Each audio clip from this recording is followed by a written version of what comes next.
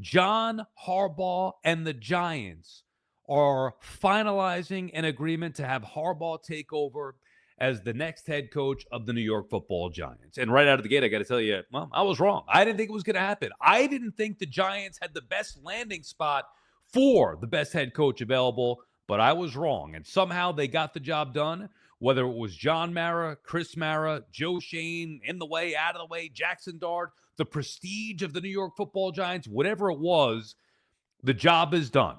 Harbaugh became available. Immediately, you knew the Giants had to go out there and get him. They did everything they could. Everybody was worried about letting him leave the building. He left, but barely, because in the wee hours of the morning, all the reports start coming out. I think the Post had it first, but who cares? Harbaugh and the Giants finalize an agreement. God, what a seismic shift in the trajectory of the franchise. Finally, a real head coach, the first real head coach since Tom Coughlin, Super Bowl winning head coach, obviously, with the Giants, couple Super Bowls there. Since he left the building, or was forced to leave the building, the first time we have now a real head coach here. And I don't know if it's going to translate immediately into success for the Giants, but forget about that for a second. Think about where the Giants franchise is at, because the reason why I didn't think the Giants were appealing is because they've been losing for more than a decade. Haven't had more than 2 winning seasons in, 13 years.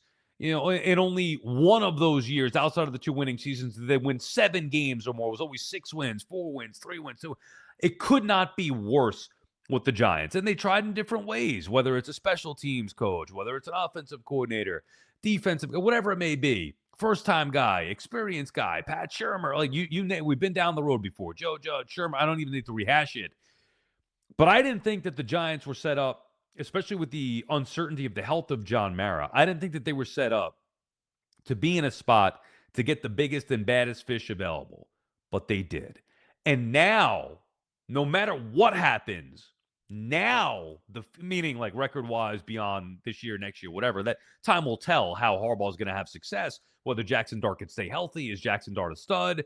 But no matter what, there is no doubt about the head coach being a top-tier, elite, future Hall of Fame head coach. They finally brought in a guy with no question marks. They've been looking for an answer for how many years? Right? The answer for how many years? Oh, we need a new head coach, we need a general manager, quarterback, whatever.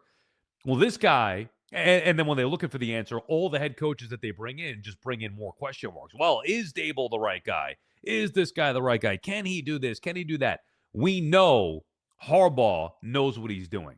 Also, what this does is eliminate any doubt that you would have about bringing back Joe Shane. I did not want Joe Shane back. It's not because I don't like Joe Shane. It's because Joe Shane was god-awful at his job. 4 years, you look at the record. Like, you don't need me to tell you Joe Shane's no good.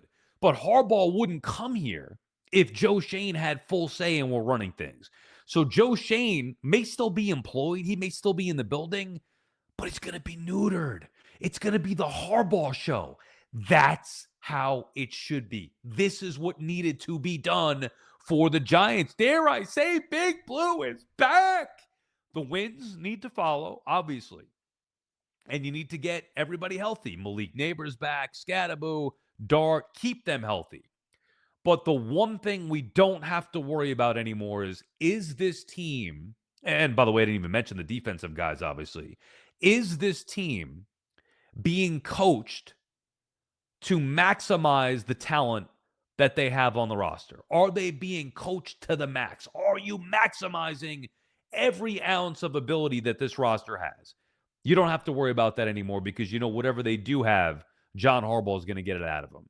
And that's what happens when you bring in a Super Bowl winning head coach, a known commodity, a program changer. That's what happened. No doubt about it, unquestioned leader of men, has had success with different iterations of that team, winning a Super Bowl with Joe Flacco and having success getting to the postseason consistently with Lamar Jackson. I don't even want to hear about the knocks on Harbaugh in that, well, he couldn't win with Lamar Jackson. Yeah, okay, well, maybe there's reasons for that. It's not Harbaugh's fault. It could be Lamar Jackson, could be the rest of the roster, could be the competition in the AFC year to year, the injuries. There's many different reasons. I'm not making excuses for the guy, but I know this. Regardless of the recent results, He is a great, great head coach.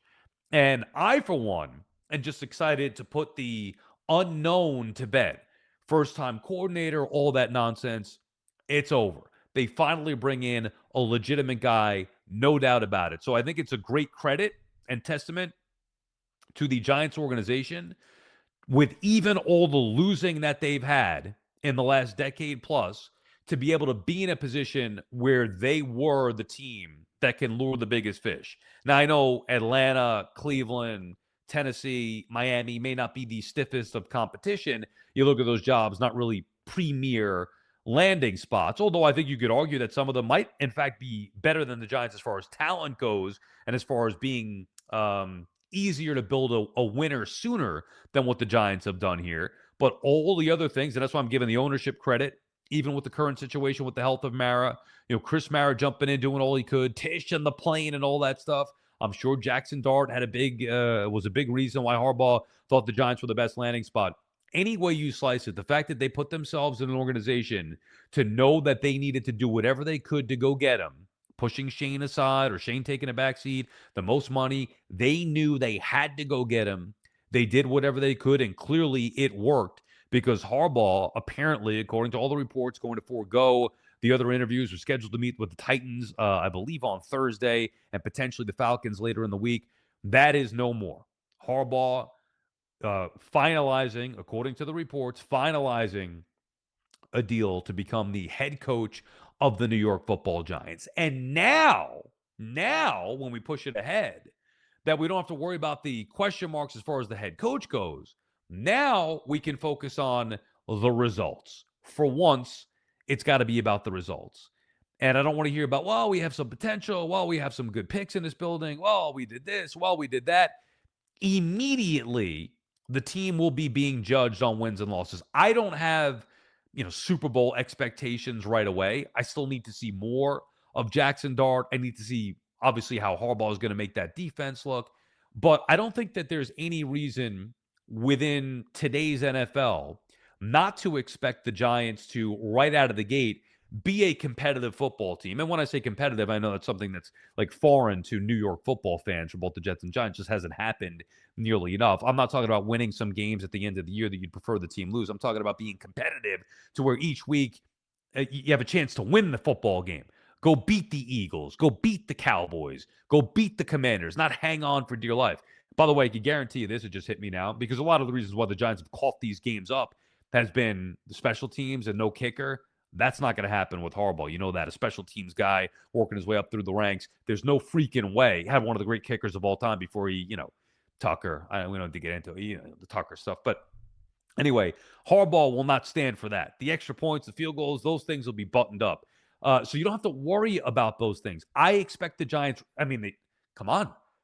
It's somewhat of a rebuild, but they should be competitive to the point where postseason should not be out of the realm of possibility right out of the gate when you bring in a coach like Harbaugh. I'm not saying I expect that to happen, but that should be the expectations of the organization now, where they're at. Anything less than a highly competitive season that is at the very least borderline playoffs. Remember, it's not a rookie quarterback. It's year 2 now with Jackson Dart. So I know it's year 2 in a new system, new head coach. There's going to be some learning curve there. But with the way the NFL is set up now, year to year, anything could happen. We've seen, bad teams turn to good right away, especially when you have the game-changing coach like the Broncos had with Peyton. That should be the equivalent here with the Giants and Harbaugh. And maybe you could argue even more pieces are put in place than what Sean Payton had to take over in Denver with the Giants roster. Also, I trust him to clean up the fat, trim the fat. If guys, even if they have talent, aren't buying in or guys aren't highly motivated, Dexter Lawrence. I know Carter came on at the end of the season, so that was a good bright spot.